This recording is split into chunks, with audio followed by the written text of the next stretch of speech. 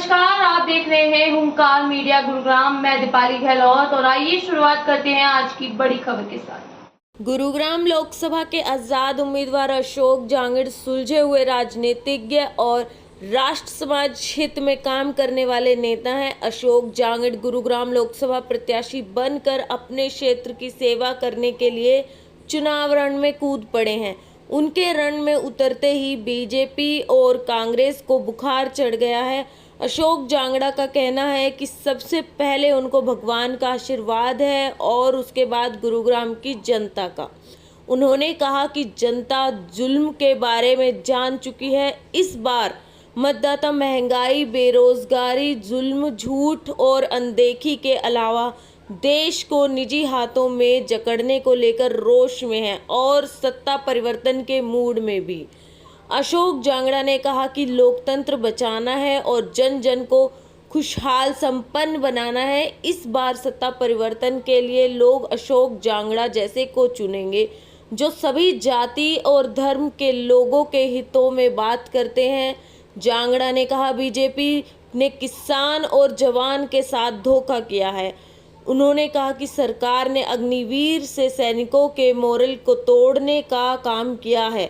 उन्होंने कहा युवा बेरोजगार है, राम के नाम पर बीजेपी वोट मांग रही है, अपराधियों और बलात्कारियों को टिकट दे रही है। उन्होंने कहा कि अब समय आ गया है जनता बीजेपी को वोट की चोट। हाथ जोड़ के नमस्कार कहता हूँ। और जैसा कि आपने मुझे कहा कि मैं बीसीए के मुद्दे उठा रहा हूँ, मैं बीसीए के मुद्दे नहीं उठा रहा हूँ, मैं सर्व समाज के मुद्दे उठा रहा हूँ। मेरे लिए मेरा मतदाता पहले है, वही मेरी ताकत है, वही मेरी जान है। आज जब मैं गांव में निकलता हूँ, गांव में देख रहा हूँ, वहाँ लोगों की पेंशन बंद कर दी, पेंशन बंद कर दी लोगों की। लोग रो रहे हैं, उनके राशन कार्ड काट दी गई, लोग रो रहे हैं। क्या इनको दिखाई नहीं देता? आप ये देखिए कि ये कहाँ है। राम नाम की बात कहते हैं, राम नाम की बात कहते हैं। अरे राम नाम में तो ये भी लिखा हुआ था कि कोई भी भूखा अगर रह जाता था ना तो राम भी अपनी रोटी छोड़ दिया करता था, राम भी भूखा रहता था। ये राम राज्य है। मैं उसी राम राज्य को लेकर मैं वैसा ही राम राज्य चाहता हूँ। और यकीन मानिए उनके पास धन है, बल है, लेकिन वहाँ असत्य है। मेरे साथ सत्य खड़ा है। उनके पास बाहर से उतारा हुआ कैंडिडेट है। क्या आप जीतने के बाद उसके काम कराने के लिए बॉम्बे जाओगे? है किसी में हिम्मत बॉम्बे जाने की? सिर्फ कुछ नहीं है, लोगों को बरगलाया जा रहा है। मैं आपके बीच का कैंडिडेट हूँ, यहीं रहूँगा और यहीं रहकर जनता की सेवा करूँगा। और जनता की सेवा ही नहीं करूँगा, जनता को यही मुझे जिताने जा रही है, इनको मैं अपनी पलकों के ऊपर सजा कर रखूँगा। जांगड़ा जी, बीजेपी हमेशा धर्म की राजनीति करती आई है।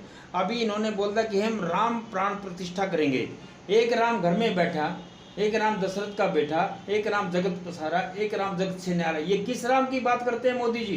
देखो मेरी बात सुनिए, मैं आपको एक सीधी सीधी बात बता देता हूँ। मैं खुद भी श्री राम कथा वक्ता हूँ। श्री राम कथा वक्ता होने के कारण हम जब राम कथा कहते हैं तो वहाँ पर एक चौपाई आती है।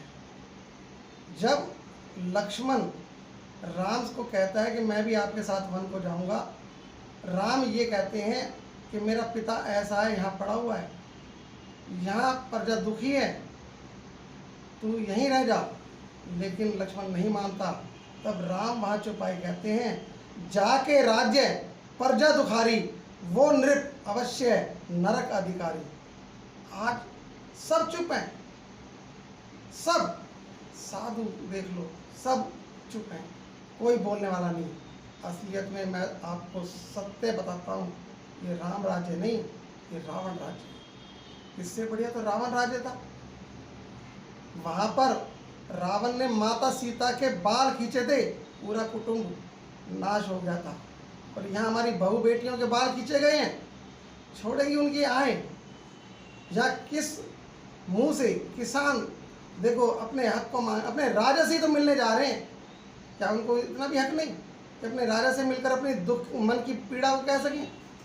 वो मन की पीड़ा सुनाते हैं और यहाँ देखो उसी मन की पीड़ा को लोगों के सामने किस तरीके से बरगला कर चढ़ाया जाता है, दिखाया जाता है। कभी सुनी हमारे मन की बात? आज हम दुखी हो गए हैं। जांगड़ा जी, लाल बहादुर शास्त्री ने एक नारा दिया, जय जवान जय किसान। आज जवानों को भी बुरी हालत अग्निवीर बना दिया और किसानों की दशा तो आपने देखी है, कैसे लठ उनको मारे गए रोड के ऊपर और उन किसानों को उग्रवादी बोले गए जो अन्न उपजा रहे हैं, हमारे पूरे देश को खाना पहुंचा रहे। क्या कहना चाहेंगे ऐसे राजा के बारे में? देखो, उन्हीं किसानों को उग्रवादी बोला गया और अब उन्हीं किसानों के पास जा रहे हैं। अब उग्रवादी नहीं है वो, अब खालिस्तानी नहीं है, ये सिर्फ और सिर्फ राजनीति का खेल है। मैं फिर अपने मतदाताओं को, अपने लोकसभा क्षेत्र की सभी जनता को यही कहना चाहता हूँ कि आने वाली 25 तारीख को हम देश का भाग्य लिखने जा रहे हैं, देश का भाग्य। और देश का भाग्य ही नहीं लिखने जा रहे, हम अपना भी भाग्य लिखने जा रहे हैं। सोचना, घर से निकलना और निकल के वोट देने जाना मेरा सिलाई मशीन का निशान है। मैं आपको सत्य कहता हूँ, यदि आपने मेरा साथ दिया तो मैं आपके हर दुख में सुख में आपको आधी रात को भी मैं वहीं खड़ा मिलूंगा। सर, मेरा एक क्वेश्चन, मेरी कैमरामैन के मैं दरखास्त दूंगा, एक बार कैमरा घुमाए युवा पीढ़ी की तरफ। आज यह युवा पीढ़ी रोजगार के लिए तरस रही है, क्यों? रोजगार जरूरी है या कहीं से खाना आप मुफ्त में दे रहे हो, ले लीजिए 10 किलो अनाज, क्या जरूरी है? आज आप देख रहे हो अनाज बांटा जा रहा है, अरे अनाज के साथ तो बाजरा बट रहे हैं। बाजरा गर्मी में खाया जाता है क्या? आप मुझे बताओ ना। सिर्फ और लुभावनी बातें, महंगाई देखो, आप बेरोजगारी देखो, बच्चे बेरोजगार हुए पड़े हैं, उनके पास रोजगार नहीं है। जब आपके घर आएंगे, बिल्कुल आएंगे, वोट मांगने आएंगे, जब वोट मांगने आए ना, अपने बच्चों को आगे कर देना, कहना इनको रोजगार दिया, हमारी महंगाई कम की। देखो इतना बुरा वक्त आ गया, सोना 75,000 तक पहुंच गया।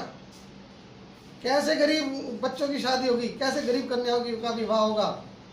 मैं एक वादा करना चाहता हूँ, निर्दलीय हूँ, एक वादा करना चाहता हूँ, हरियाणा सरकार यहाँ गरीब कन्याओं को 51,000 रुपये जो योगदान राशि देती है, तुम मेरे एक बार हाथ मजबूत करो, मैं 2 लाख रुपए कराने का पूरा प्रयास करूँगा, 2 लाख रुपए तक लेकर आऊँगा। 51,000 रुपये ये शादी के, तुम मजाक कर रहे हो? मैं तुमसे हाथ जोड़कर यही कहता हूँ कि आप मुझे 5 साल आने वाले अपने कीमती दे दो, मैं आपकी किस्मत ही बदल दूँगा। जांगड़ा जी, इस समय हम हरियाणा में रह रहे हैं और आपको पता है कि पहले बांग्लादेश से लोग, अब देख लो, ये आपके सामने ही है, युवाओं को बरगलाया जा रहा है, वहाँ जाकर के तुम्हें इतने पैसे मिलेंगे। युवा मजबूर हैं, करे तो क्या करे, कैसे जाए, कोई साधन नहीं, उनसे पकोड़े तक दिलवा दिए। आज 10 नौकरी निकलती हैं, 10 नौकरी निकलने के पीछे 1 लाख बच्चे फार्म भरते हैं। हरियाणा का स्तर उठा के देखो, बेरोजगारी का स्तर सबसे ऊपर मिलेगा, बेरोजगारी का ग्राफ सबसे ऊपर मिलेगा। और ये बात करते हैं विकास की, ये विकास किया है? 10 साल हो गए, 10 साल में दिखाई दिया विकास तुम्हें? कोई विकास नहीं है। पिछले चुनाव में 75% हम रोजगार देंगे गुड़गांव में प्राइवेट फैक्ट्रियों में, ऐसे बच्चों को बगला गया। आप युवा बच्चे 50% युवा हैं जो वोट डालेंगे आपके लिए, उन युवाओं को क्या संदेश हमारे चैनल के माध्यम से देना चाहते हैं ताकि वो आपको वोट करें, उनको अपने हितों का पता लगे और उनके हित भी बताइए और आपका मैनिफेस्टो के बारे में थोड़ा। देखो 75% जो इन्होंने कहा कि हम 75% रोजगार दिलवाएंगे, रोजगार तो तब दिलवाएंगे जब उद्योग चलेंगे। उद्योग धंधे ही बंद हो गए, कहाँ से दिलवाएंगे? मैं सबसे पहले आते सबसे पहले मेरा काम ये होगा कि जो बंद उद्योग हो गए हैं सबसे पहले उन्हें चलवाऊंगा, उन्हें चलवाकर उन बच्चों को उसमें समायोजित कराऊंगा। घबराओ मत, वो समय दूर नहीं, मैं जल्दी आने वाला हूँ। आते ही सबसे पहला कार्य तुम बच्चों के लिए ही करूँगा। मैं इस समय यही कहूँगा कि मैं इस लोकसभा क्षेत्र से आपकी आवाज़ बनकर खड़ा हुआ हूँ। इन हाथों से भला करना चाहता हूँ, तुम्हारा हित चाहता हूँ। तुम एक बार मेरे साथ जुड़ो और जुड़कर मेरे साथ कंधे से कंधा मिलाकर मेरी ताकत बन जाओ। मेरी ताकत बनोगे, मैं तुम्हें सत्य कह रहा हूँ, एक को भी बेरोजगार नहीं रहने दूँगा।